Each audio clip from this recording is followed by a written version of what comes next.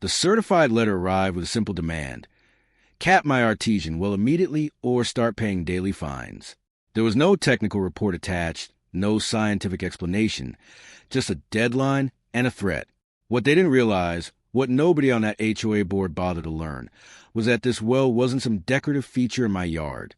It had been connected to a pressurized underground aquifer for more than a century. Sealing it off wouldn't just be a mistake. It could create a serious problem. And that's exactly where the story begins. Before I get into it, tell me where you're watching from. Drop your country in the comments below. I read every comment, and it never stops amazing me how far these stories reach around the world. Go ahead, I'll give you a second. Now let me take you back. My name is Randall Cho, and about 6 years ago I purchased a property in rural Clover County. It came with 12 acres of land, a modest farmhouse, and the one thing that convinced me to buy it in the first place: a working artesian well.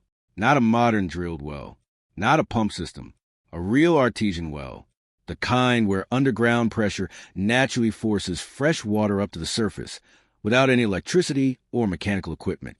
No pump maintenance, no power bills, just clean water flowing day after day, exactly as it had since my great-great-uncle first recorded the land deed back in 1921.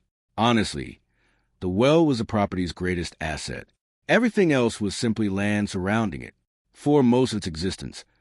Clover County had remained a quiet rural area.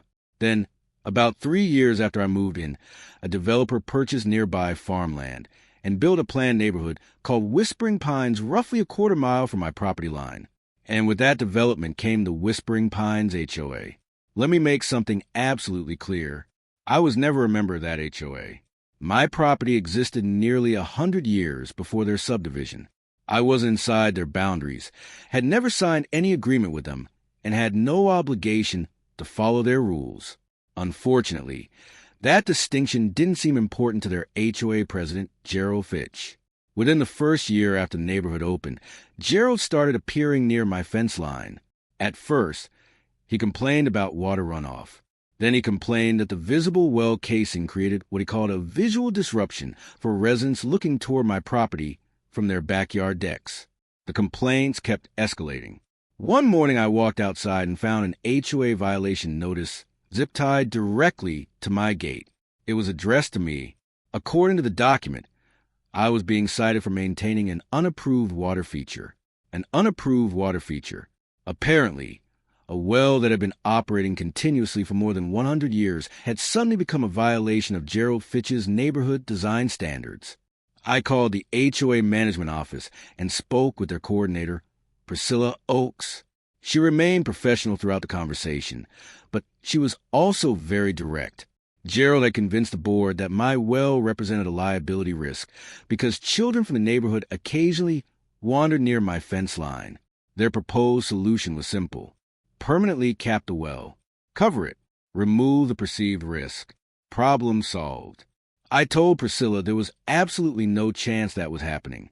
She informed me that a certified letter had already been mailed. Now here's where the situation becomes important. I contacted an old friend named Dr. Sylvia Becker, a researcher who had spent years studying pressurized aquifer systems throughout the Mid-Atlantic region. I explained everything to her: the age of the well, the water flow, and the geological conditions in Clover County. There was a brief silence on the phone. Then she said something that immediately got my attention. "Randall, don't let anyone cap that well." She carefully explained why. A true artesian well exists because groundwater is trapped under pressure between layers of rock underground. The well casing acts as a controlled release point, allowing that pressure to escape safely. If someone simply seals the opening without properly redirecting the pressure, the water doesn't disappear. The pressure remains. And eventually it finds another way out. It moves through soil. It follows underground pathways. It searches for the weakest point available. Sylvia explained that a well like mine could create serious instability if it were improperly capped. The pressure could shift beneath the surface, leading to subsidence, ground sinking, or even force water upward somewhere completely unexpected, somewhere no one could predict. According to her estimates, the pressure zone surrounding my well could extend nearly 400 feet in every direction. 400 feet. I immediately pulled up property maps. Gerald Fitch's house sat approximately 380 feet from the well. That got my attention. I prepared a formal letter for the HOA board. I attached Sylvia's written assessment. I included geological survey references, pressure maps, and supporting documentation. I explained exactly what could happen if they forced the issue. I urged them to hire an independent hydrogeologist before making any decisions. Gerald responded with a message that was only 2 lines long. He dismissed Sylvia's report as, and I quote, "Internet science from a friend trying to protect her buddy's yard decoration."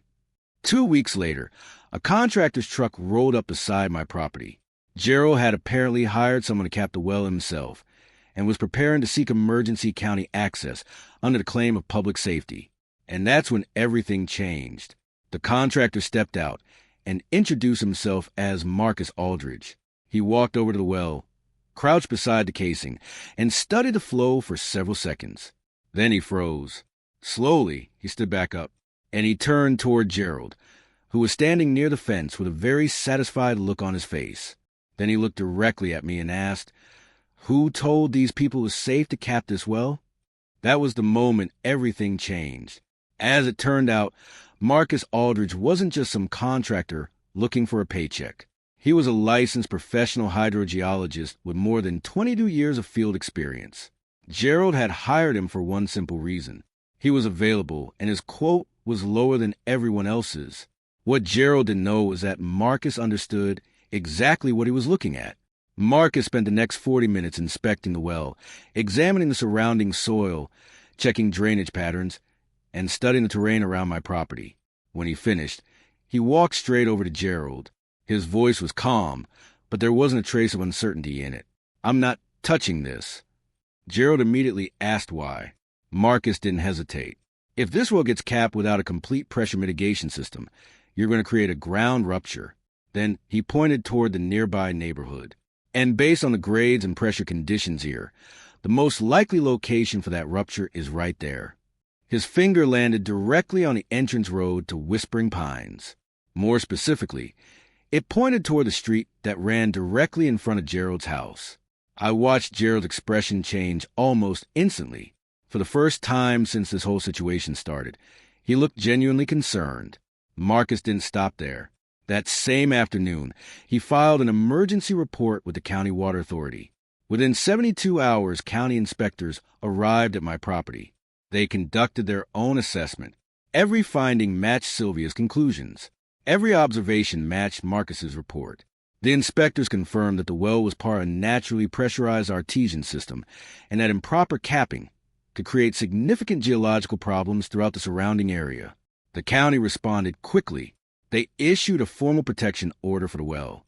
Not only did it stop any future attempts to cap it, but the county officially designated the site as a protected water resource under environmental regulations.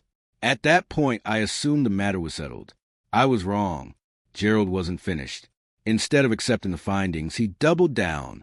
He filed a complaint with the county, claiming the entire situation had been fabricated. He accused Marcus of being bribed. He insisted Sylvia's report was fraudulent. He publicly argued that county officials had been misled. He pushed the issue so aggressively that county administrators eventually decided to launch a full investigation. The surprising part was that the investigation wasn't focused on me. It wasn't focused on the well.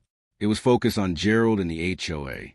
Investigators started reviewing how the HOA had been operating. They examined years of violation notices. They reviewed fine collections. They checked jurisdictional boundaries. And what they found created a much bigger problem than anyone expected. The HOA had been issuing violation notices to property owners who were not members. In several cases, they had attempted to collect fines from people who had never agreed to HOA covenants and whose properties sat completely outside the association's authority. The investigation lasted 4 months. By the time it ended, the fallout was massive. 3 board members resigned. The HOA management company terminated its contract with Whispering Pines. And Gerald Fitch was removed as president after residents learned that he had personally approved legal threats against 7 non-member property owners throughout the surrounding area. The neighborhood turned on him almost overnight. 6 months later, the Whispering Pines HOA officially dissolved. As for my well, it's still there, still flowing, still doing exactly what it has done since 1921. Day after day, year after year, the water continues to rise naturally under pressure, completely unaffected by all the drama that surrounded it. The county now lists it as an actor-protected artesian source. A few months after everything ended, I had a small stone marker installed beside the well casing displaying the original land deed date, a reminder how long it had been there before anyone from Whispering Pines ever arrived. And Gerald Fitch? He sold his house about 8 months after the HOA collapsed and moved out of the county altogether. Later, one of my neighbors told me he had tried to join the board of his new HOA within 3 months of moving there. Some people simply never learn. If there's one lesson I hope people take from this story, it's this: document everything, talk to experts, and understand exactly what you're protecting before someone convinces you to give it away. Because sometimes the thing another person wants removed isn't a problem at all. Sometimes it's the most valuable asset on the entire property. And sometimes standing your ground doesn't just protect your own rights. It protects everyone else they plan to target next. Now I'm curious, has an HOA neighbor or local organization ever tried to take away something that rightfully belonged to you